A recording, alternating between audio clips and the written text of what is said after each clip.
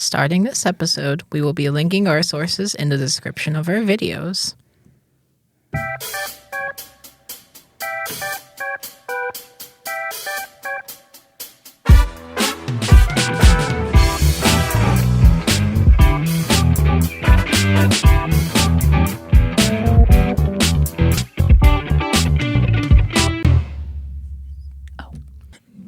Welcome back to the UConn True Crime Club podcast. My name is Christi. My name is Julia. And my name is Ava. We got a new member today, Ava Landis. Welcome back to our channel. Yes, we are still alive. We were just on sabbatical because we're college students. That's like our whole thing. And to introduce her, she will be opening today.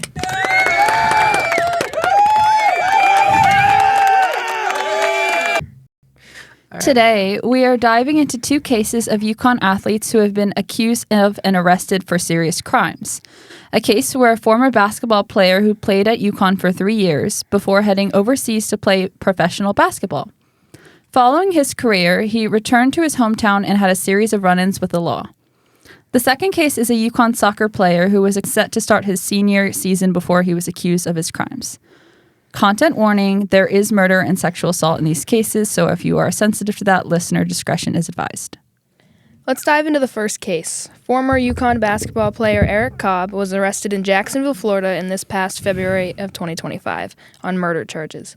His mother, Erica Winford, was found unresponsive in her own backyard, wrapped in blankets and towels. When paramedics arrived, they discovered several gunshot wounds to her head, stomach, and left leg. She did succumb to this injury. Her 28-year-old son and former UConn athlete Eric Cobb was arrested shortly after authorities found Winford's body. Eric has had a track record of violence, including an incident at the University of South Carolina where he played his freshman season of basketball. He and a former teammate were arrested for property crimes related to the use of BB guns. So I'm assuming, they held people up pretending they were real guns. Yeah, and I think it was a bit of trespassing and breaking and entering type things, too. Mm-hmm. The most severe was firing the weapon at an occupied vehicle. Furthermore, while at the University of Connecticut, he was once suspended from the team for a heated interaction with the head coach. His capacity for violence remained problematic following his collegiate career. Eric, who was a native of Jacksonville, had been living with his mother for about a year. Prior to moving in with his mother, he was homeless and once found sprawled out on the ground outside an apartment complex. This led to an interaction with the police in which he spewed random words at them and could not stand up. He was then charged with resisting arrest. His mother ended up writing a letter to the judge in the case, encouraging them to consider his poor mental health and other struggles. Notably in the letter, she said that Cobb had never exhibited violent tendencies. When he moved in with his mother, his younger brother was also living in the house. However, his brother moved in a month before his mother's murder, due to Eric cursing out his mother. Further, friends of Erica Winford disclosed that she was fearful of Eric and what he was capable of. Just one day prior to her murder, Winford told friends that she believed Eric was possessed and required medication that she could not afford. She also told this friend that she did not want to go home because she was afraid of Eric. So, within the year, Erica went from defending her son to being afraid of him. At around 7 p.m. the following night, neighbors reported hearing gunshots ring off, roughly 7 of them. Yet no one reported it, and it was not until the next morning when a friend called the house with no response that anyone found Winford. The friend noticed a pool of blood on the rear doorstep and a trail of blankets trailing from the front yard to the back. Eventually, they saw a foot hanging out from one of the blankets and then got the authorities involved. Authorities noticed that there were some attempts made to clean up the crime scene, including the moving of the body into the backyard. They also found blood on the refrigerator, in the kitchen, and bullet depressions in the main hallway. Also, 14 9mm shell casings were found disposed of in the trash bin at the curb. Police had told Jacksonville News WJXX that a witness heard someone scream, "He's going to kill me," and another heard gunshots. However, other sources we read said there were no witnesses, and we couldn't find who told the police. So take that with a grain of salt. Within Eric Cobb's belongings, there was a 9mm AR-style rifle. As he tried to flee the house, He was brought in by the authorities, where he was then questioned and officially charged. He was set to begin trial in March of 2025, but no further information has been released. Due to Cobb's mental health, angry outbursts, and possession of the murder weapon, there is a preponderance of evidence for Cobb to be responsible. There are no other theories being explored, and Cobb is presently being tried for this crime. So that's the case. And to me, at least, it looks pretty likely that he did it. I mean, well, the police also didn't really explore the cases. And there are some rare cases where the theories aren't explored and the main theory was wrong. But unless more information comes out in the trial, I don't think there seems to be anything pointing against it. Like, that's public knowledge. The events leading up to the murder and the cover-up, the assault rifle and the fleeing, coupled with his mental health history, to me paint a picture that he did do it.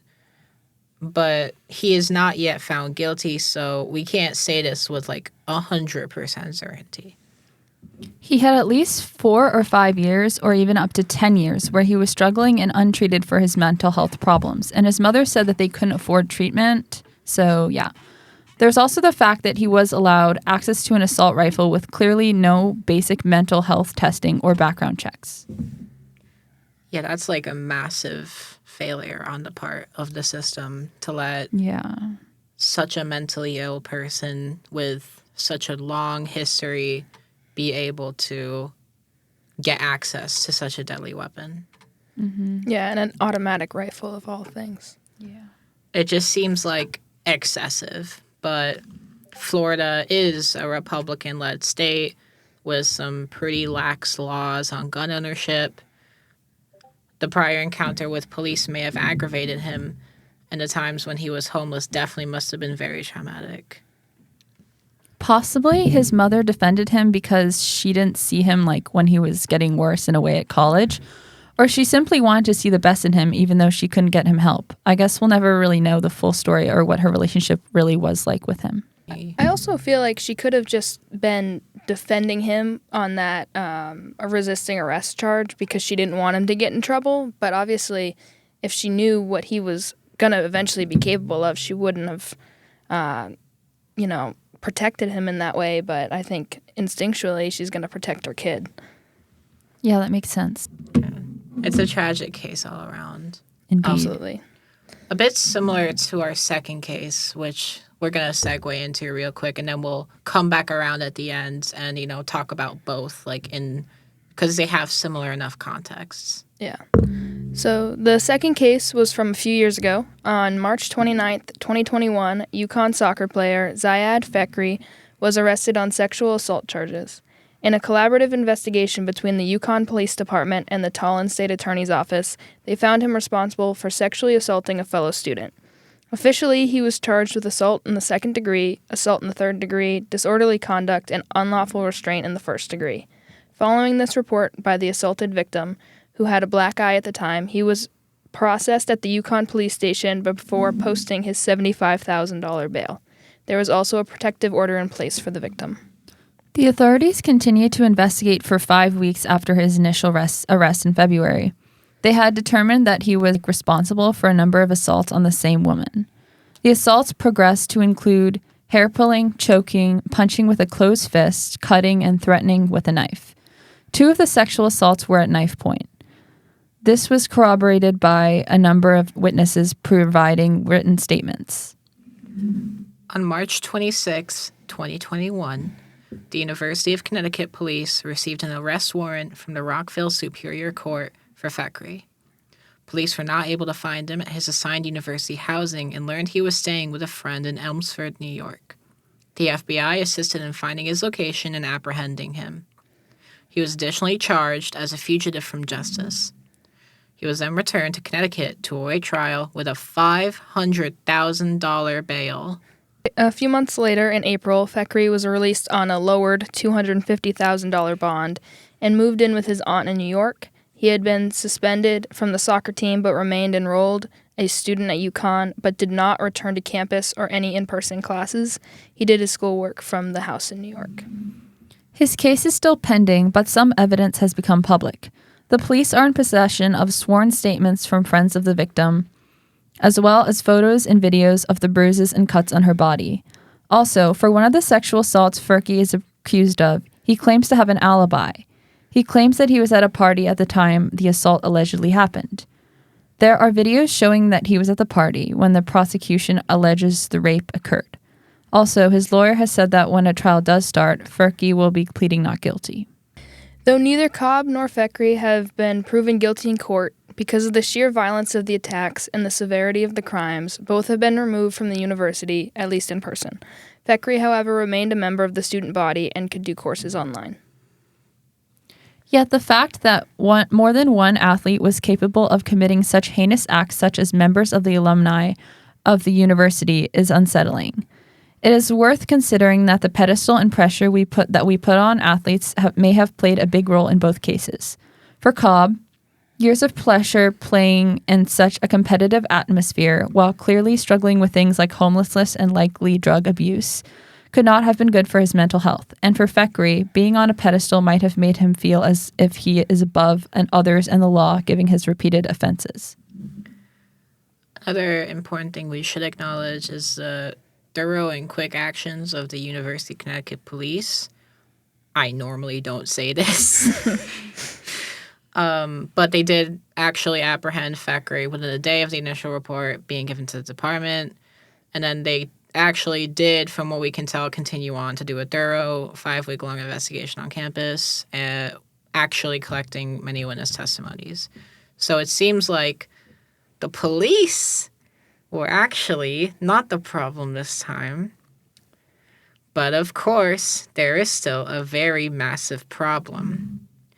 What is really notable about this case is how back in 2021 and still hasn't had any update articles about a court date, whether the charges were dropped or found guilty, like anything. He hasn't gone missing as far as we know. We couldn't find any social media of his. Like, we haven't been able to track him, like, at all. He seemingly dropped off the face of the earth, and we have no idea how. So, yeah, we've sent emails and requests reaching out to the UPD and UConn registrar to see at least if he finished his senior year or possibly for an update. So stay tuned for future episodes for any information we uncover. And if you guys know anything, then please reach out to us.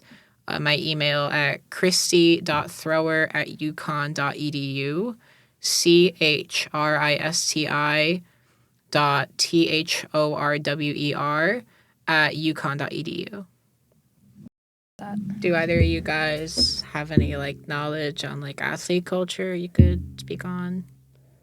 I do often hear a lot about how athletes like don't get in trouble for their actions as much because they just want to look good for the school. I can't think of like a specific case, but I do know that they invest a lot of money into the athletes because it's sort of what attracts people to the school, whether students or like alumni visiting or just people in the area and just the whole nation in general. Like everyone talks about the natties and stuff like that. So I know that they also, this is kind of unrelated, but they get like $500 scooters just with I was going to say, yeah, they, like, one of the kids I went to high school with, he's on the baseball team. They pay for his apartment. He got $25,000 just to have meal plans, all that stuff. They get food, housing, access to all the facilities, travel fees are covered. Like, my God. It's pretty substantial. Yeah, I'm sure that just really pats their egos a lot. Yeah. Well, it leads to this, like, untouchable feeling because it's like you're not paying for anything. The school's doing everything for you. The student body's coming to support you. Why would you adhere to the rules that everybody else has to follow? Yeah, and I don't know how much this is, but if you think about like when we won, it wasn't just like just the athletes. It's like because of the athletes, everyone for that one night thought that they like could rule the world and just do whatever they wanted. There is definitely like a winning culture here. Yeah. Yeah.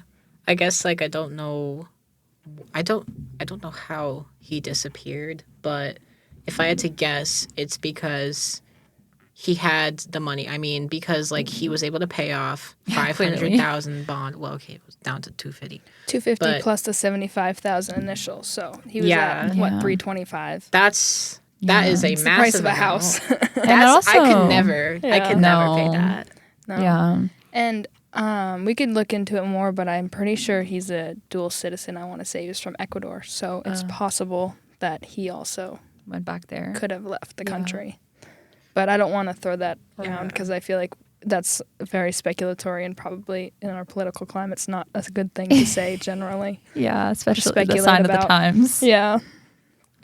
Yeah, I mean, like, I don't want to say that. Okay, maybe they're like, not blowing up the news, not alerting the news for like some sort of safety to not impede on an investigation. But I'm sorry, I just find that 4 years. I find that so Yeah. hard to believe. 4 years.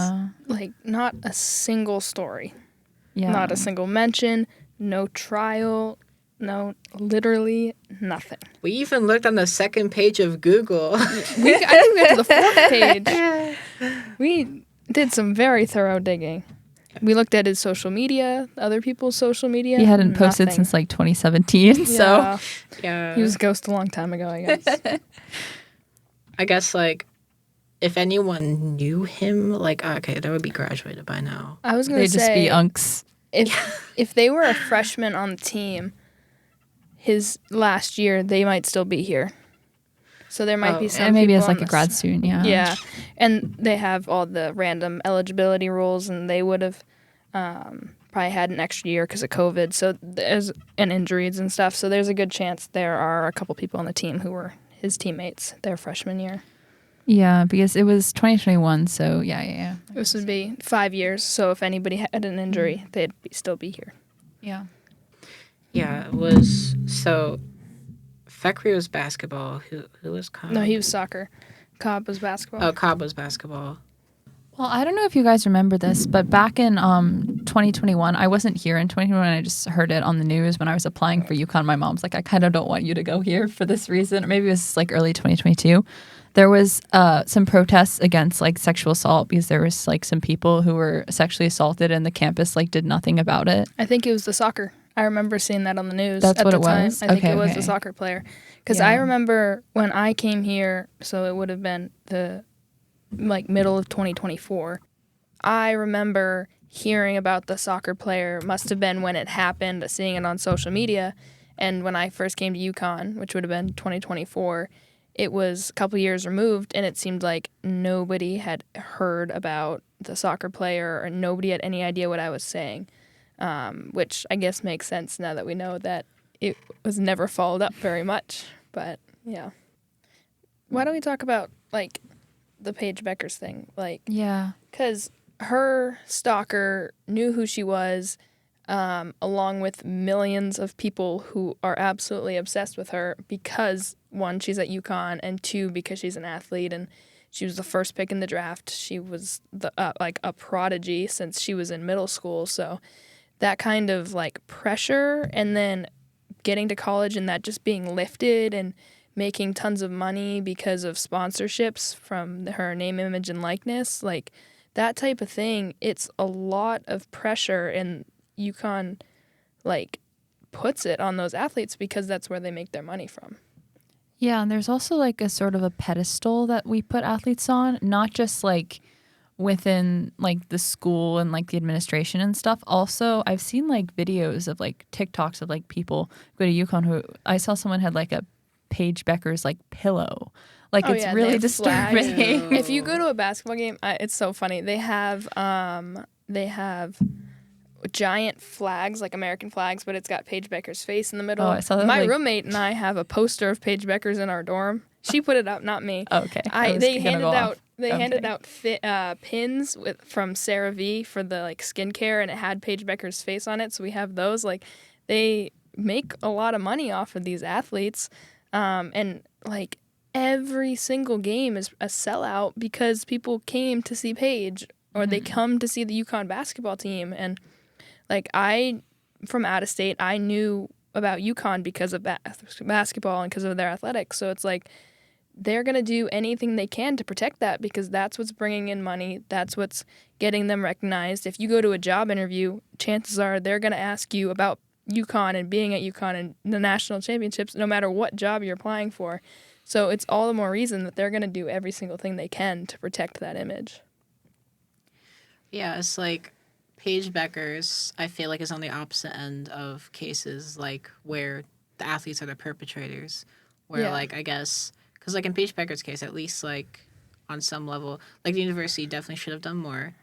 But on some level, they did protect her.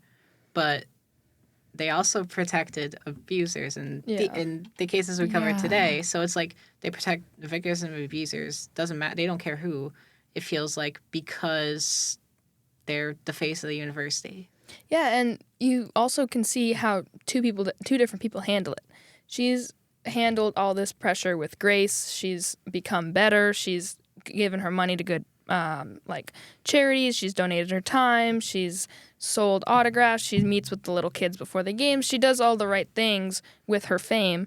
And then you've got a soccer player like Fekri or a basketball player like Cobb who have nowhere to turn with this fame, and instead of using it as to do good and as a privilege, they take advantage of it. It's just very different. God damn, Julie. Sorry. She locked it. My soapbox over here. That made me feel better. Yeah, you ate that shit up. Thank you. Okay. In conclusion, both of these cases demonstrated repeated systematic failures. Cobb's case was failed by a lack of mental health access due to money, lack of support from friends, likely drug abuse or severe mental illness, and finally having unfettered access to a lethal weapon. Fekri's case is possibly a failure on the part of the society around the victim to create a safe enough space to report the assault before they happened repeatedly, as well as a massive, massive failure of the justice system to let this monster walk free with no updates or repercussions supposedly whatsoever. I have never seen a case where a perpetrator with this big a case can just disappear like this online. I implore any of you listeners to try and find out whatever you can about this. And if he has a court date, is he still alive? If he fled again? We will provide an update on this one if we get more information about his whereabouts over the past 4 years.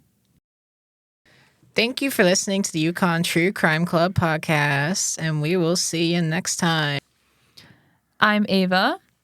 I'm Julia. And I'm Christi.